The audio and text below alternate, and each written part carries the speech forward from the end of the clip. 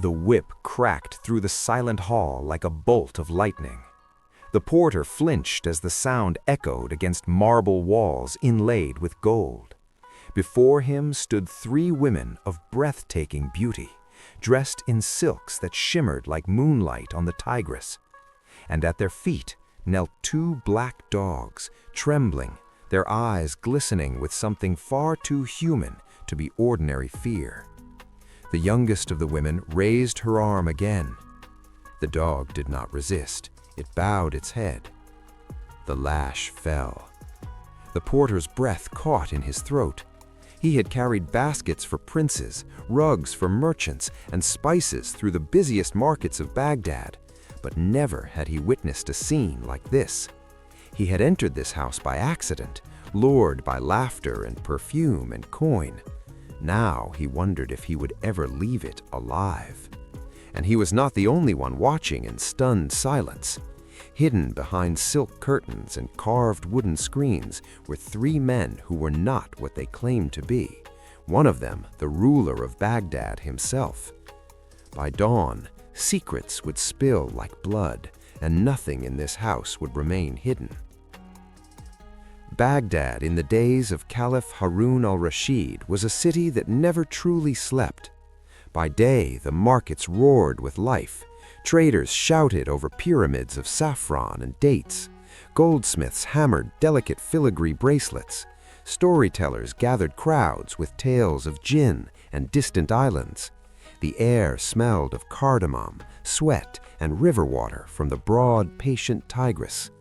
By night, lanterns swayed above narrow streets, casting long shadows that danced across carved doors and lattice windows. Musicians played soft melodies from hidden courtyards.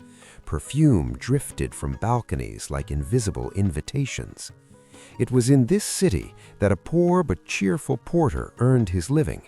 His back was strong, his humor quick, and his stomach often empty. He carried loads from dawn to dusk, accepting whatever coins the day granted him. One morning, as the sun poured gold over the domes of Baghdad, a veiled woman approached him in the marketplace. "Porter," she said, her voice smooth as silk, "will you carry my purchases today?" He bowed eagerly. "For such a voice, my back is at your service." She laughed softly, and thus began a journey that would change his life forever. She led him from stall to stall, buying fruits glistening with dew, jars of honey, cuts of lamb, rare wines, perfumes sealed in crystal, and flowers so fragrant that made the porter dizzy. Each purchase she placed into his basket until it overflowed like a feast prepared for royalty. "Is it a wedding?" he dared to ask. "Something like that," she replied. When at last they reached a grand house hidden behind high walls near the river, she knocked in a special rhythm. The door opened just enough to reveal another woman, equally beautiful, equally mysterious. The porter stepped inside. The door closed behind him, and the outside world vanished. The house was unlike any he had seen. Mosaic floors shimmered with lapis and gold. Curtains of deep crimson framed arched doorways. Silver lamps hung from chains, casting warm light that made the air feel thick with enchantment. 2 more women emerged from within. All 3 were radiant, yet different. The eldest carried herself with quiet authority. Her eyes were calm but shadowed, as if they had seen storms. The second was playful, laughter dancing on her lips. The youngest moved with restless intensity, like fire contained in silk. The porter set down his burden and wiped his brow. "You have served well," said the eldest. "You may leave, or you may stay and share our feast." His stomach answered before his mind did. "If it pleases you, my lady, I would stay." "Then stay," she said gently, "but you must ask no questions about what you see." He hesitated only a moment. "I will not ask." The feast began.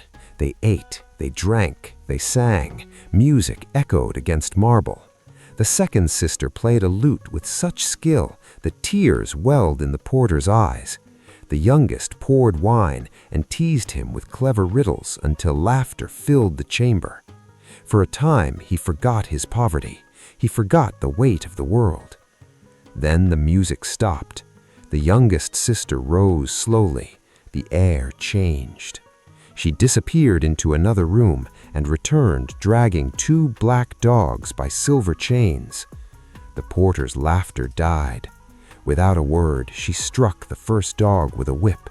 The sound cut through the hall. The animal whimpered but did not resist. She lashed it again and again until her own tears fell onto its dark fur. Then she dropped the whip and embraced the creature, kissing its head, sobbing as if her heart were breaking. The same ritual followed with the second dog. The porter's promise not to ask questions trembled on his tongue, but fear sealed his lips. That night did not end there. There came a knock at the door. 3 men stood outside, claiming to be wandering merchants. They requested shelter for the night. The sisters hesitated, then agreed, on the same condition: no questions. The men entered, but they were no ordinary merchants. One was the Caliph Harun al-Rashid himself, disguised as he often was when walking among his people. With him was his trusted vizier Jafar and the loyal Masrur. The Caliph's sharp eyes missed nothing. He saw the dogs, he saw the tears, and he felt curiosity burn inside him like a coal. When midnight deepened and wine flowed freely, the tension grew heavy as incense. At last, one of the disguised men could no longer contain himself.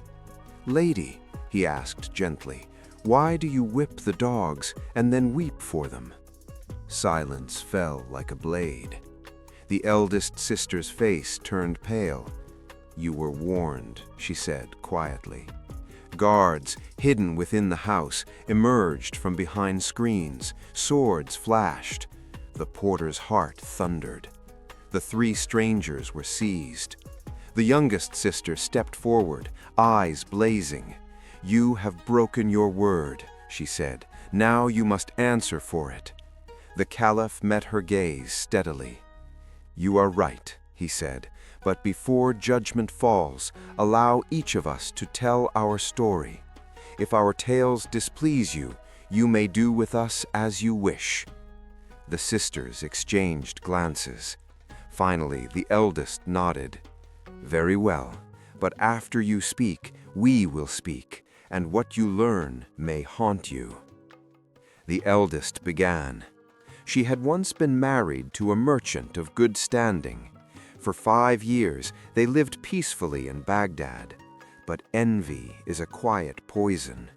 Her 2 younger sisters, then unmarried, became jealous of her comfort and security. One day, while traveling by sea with her husband and sisters, treachery bloomed. Under cover of night, the sisters pushed her and her husband into the dark waters. Her husband drowned. She clung to wreckage and survived, washing ashore days later. But fate is rarely finished. Through strange turns of fortune, she returned to Baghdad, wealthy and alone. Her sisters, believing her dead, were shocked when she stood before them again. Yet she forgave them. She even shared her fortune. But envy does not die easily. Again they betrayed her, and this time, when their plot was revealed, justice did not come from courts or swords, but from something older. A mysterious figure, perhaps a jinn, perhaps destiny itself, transformed the treacherous sisters into black dogs as punishment. "Every night," the eldest whispered, "I whip them as penance for their sin, and I weep because they are still my blood." The porter trembled. The Caliph's expression darkened. But the story was not complete. The second sister stepped forward. Her story was one of love and illusion. She had married a man of charm and grace, yet behind closed doors he was cruel. He isolated her from friends, twisted her words, and fed upon her trust. When she confronted him, he beat her and accused her of madness. One night, he revealed his true nature. He was no ordinary man. He was a sorcerer. With whispered incantations, he transformed her into a dog and cast her into the streets. For years she wandered, surviving on scraps, until a kind old woman recognized the curse and reversed it. She returned to Baghdad, changed, scarred not in flesh, but in spirit. Her sisters took her in, and from that day forward, they trusted no man without proof of his heart. The youngest spoke last. Her voice trembled with fury. She had loved deeply, too deeply. A foreign prince promised devotion, swore loyalty under the stars, and then vanished without farewell. When she sought him, she discovered he had married another for power and wealth. Her grief turned to rage. She studied hidden arts. She learned secrets whispered by shadow and flame. It was she who discovered the truth of her elder sister's betrayals. She who summoned the force that punished them. She who kept the ritual alive, not out of cruelty, but out of fear that mercy would undo justice. When she finished, the hall was silent. The Caliph rose slowly. "You have suffered greatly," he said, "but justice without mercy becomes another chain." He removed his disguise. Gasps filled the chamber. The porter fell to his knees. The sisters stared in shock as the ruler of Baghdad stood before them. "I am Harun al-Rashid, and this house will no longer hide pain in silence." The Caliph ordered the sorcerer hunted. Within days, he was found and brought in chains before the palace. Confronted by witnesses and evidence, his magic failed him. Justice was swift. Then the Caliph turned to the matter of the cursed sisters. Scholars, mystics, and holy men were summoned. Prayers rose like smoke over the city. After nights of vigil, the spell was broken. The two black dogs stood once more as women, shaken, ashamed, and forgiven. The youngest sister faced a choice: continue the ritual of punishment or release her anger. With trembling hands, she dropped the whip into the river. The sound it made as it sank was softer than a sigh.